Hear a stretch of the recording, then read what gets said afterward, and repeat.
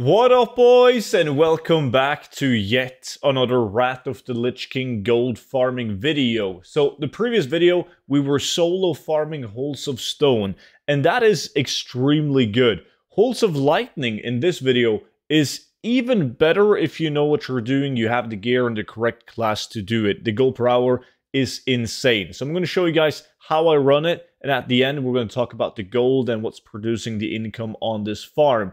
Before all of that though, massive thank you to everyone that has picked up a copy of the complete gold guide for Wrath of the Lich King Classic. The support has been insane, and so has the feedback. And if you guys have no clue what it is, it's basically a book that I started writing even before Blizzard announced Wrath of the Lich King Classic, because it was so obvious that it was going to be released. And it's over 100 pages of the best gold farms in the expansion. So right now on checkout, if you use the code SALE, you're going to get it for only $9.90. And you'll find that linked down below in the description and also the comment section. So Holes of Lightning is a higher level dungeon, and there's a bit more nasty mobs in the area. I'm doing this on my Protection Warrior, playing the Unrelenting Assault spec, which basically allows me to spam, cleave, and revenge, like, constantly. But as long as you do, like, small enough pulls, it's really no biggie. There's a couple of things to keep in mind, though, like the Tacticians, they do spell casts, which deals a great bit of damage, because all physical damage is no biggie for a tanky class, right? The Mender Dwarves, they heal the big guys, so you also want to interrupt or nuke those guys down. Another thing to keep into consideration is the debuff that I have on right there, the lightning debuff.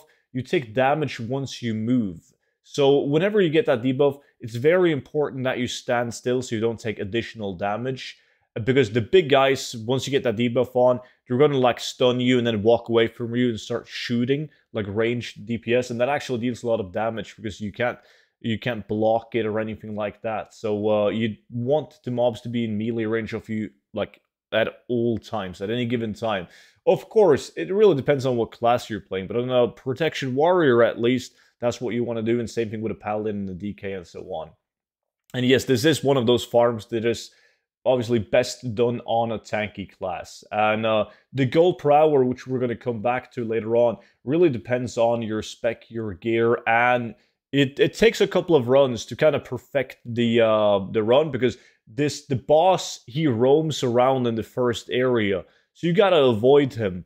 And people that perfect that and also perfect the pulls that they do 4 runs of the route that I'm going to show you guys in this video, an hour, and the gold per hour on that is absolutely insane, right? So why would you farm this? What do these guys drop? Well, they give you a good chunk of just raw gold drops when you kill the mobs, right? Because these are high-level elite mobs. You will also get some cloth, but the cloth is not too much to brag about. What is like the best and highest gold income on this farm, though, is going to be Relic of Ulduar, right? Once you get to these guys, you want to just run up to the stairs and kill them. You do take a big chunk of damage on these guys. There's very little you can do to prevent all of that damage, but it's no problem as a tanky class, right? I also pulled the elemental that was under the stairs so I could kill 4 elementals at a time on these guys. And the cool thing about these guys is they drop crystallized fire and water, so you're actually getting Eternals as well. And we're still in Storm Peak, so even these elemental mobs are dropping Relic of Ulduar. And they're super easy to kill. Like, you want to kill the fire dudes first, because they actually do casts, which deals a bit of damage. So interrupt those, kill those, and then you kill the water elementals towards the end. There's also a loot table of blue BOE items that are specific to Holes of Lightning. And everyone that has done Holes of Lightning farm, even the Reputation farm, Relic of Ulduar farm in a group, or just leveling by spamming Holes of Lightning, you know how frequent these drop. They don't have a great value, but like they're at least 10 gold each, like at least. If you disenchant them, they're going to be more. But it's just nice bonus gold getting those items, right? And it's pretty obvious by now, like you want to skip all of the bosses. You don't want to mess with any of the bosses. You just kill the ads. On this last pack right here, I actually do pick up one of the blue BOEs, and I did on my previous run as well. So once you've done this route, like this took me right under 20 minutes to do because I was slow and I did like a ton of runs before this, so I only had level 65 food on me, which definitely didn't help on the downtime between the pulls getting my HP up. But a lot of people are doing like 3.5, 4 runs an hour of Holes of Lightning. So gold-wise, as I mentioned some BOEs. I got these earlier. I got this belt on the recorded run. But on the recorded run, I managed to get 28 gold, like raw pickup gold. Well, 27 gold and 53 silver. After vendoring like all of the green items and these crystals, it's actually like 4 gold a stack to the vendor, right?